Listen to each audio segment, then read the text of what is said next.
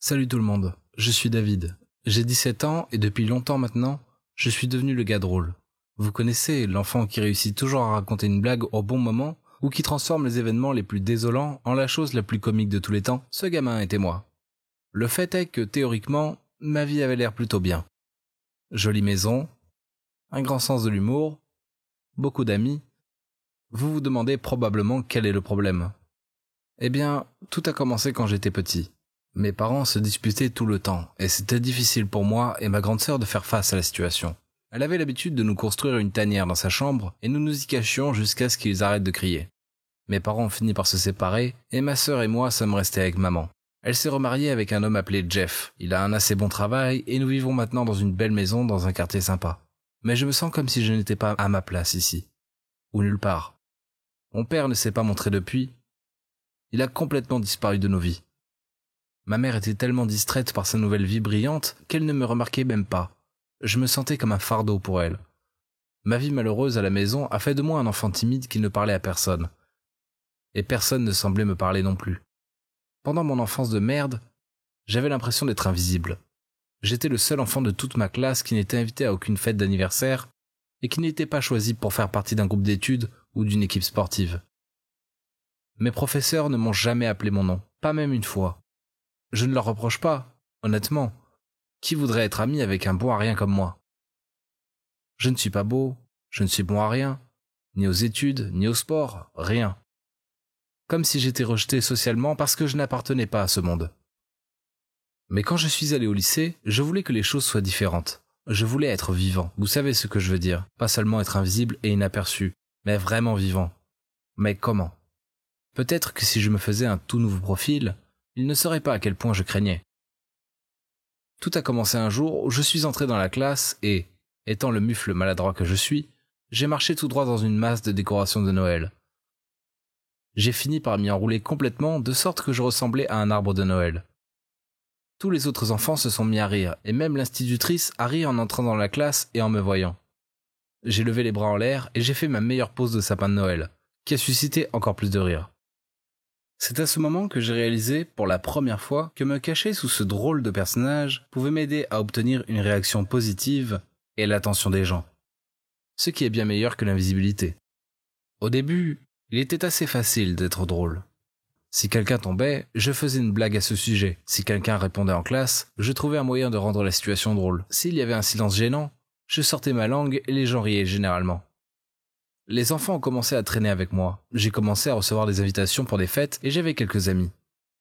Le problème était qu'il était difficile de maintenir une telle façade, et plus les gens commençaient à aimer cette fausse version de moi-même, plus il devenait difficile de la maintenir. J'avais tellement peur qu'à la fin des rires, je sois délaissé comme un enfant sans valeur que tout le monde détestait. C'est pourquoi j'étais désespéré de continuer à faire semblant d'être un drôle de type. J'ai passé tellement de nuits blanches à m'inquiéter que je me trompais et faisais une blague pas drôle, ou que j'arrêtais tout simplement d'être drôle. Mes recherches en ligne les plus fréquentes étaient « Comment rester drôle ?» et les meilleures choses à faire pour faire rire. De l'extérieur, j'étais le rigolo, mais de l'intérieur, je me sentais très fatigué et désespéré. J'ai réalisé la douloureuse vérité que les gens aimaient le clown, pas moi. Après tout, je n'avais toujours pas d'amis, et derrière le mur, le vrai moi était toujours là, effrayé et seul. Je me sentais comme un imposteur, ce qui ne faisait que me faire me haïr encore plus. J'ai essayé de nourrir mon clown avec de la comédie parce que je savais à quel point ce serait différent s'il rencontrait le vrai moi. Mais pour combien de temps? Je me perdais pour rien. J'étais tellement épuisé. Le clown que j'avais créé était toujours en marche et quand toute son énergie s'épuisait, la seule chose qui changeait était le rire. Ma famille, mes amis, tous n'avaient pas besoin de moi.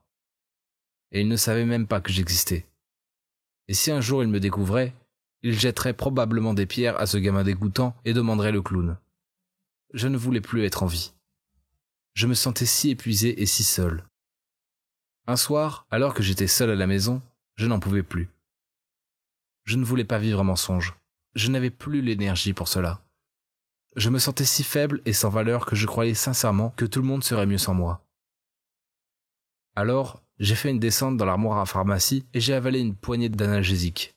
Heureusement, ma sœur est rentrée plus tôt à la maison et m'a trouvé évanoui à côté du flacon de pilules vide et a appelé une ambulance. J'ai survécu, mais je n'étais pas heureux. Je me suis effondré et j'ai dit que je ne pouvais plus le faire, que je ne pouvais plus être moi-même. Je me suis retrouvé dans un service psychiatrique, on m'a mis sous médicaments et j'ai parlé à un psychologue. Le chemin vers la guérison est long, mais je m'améliore chaque jour. Quand je suis entré chez moi, ce garçon de mon école, Lucas, est venu me rendre visite. C'était mon seul visiteur et nous n'étions même pas amis à l'école, car il était très calme et pratiquement invisible.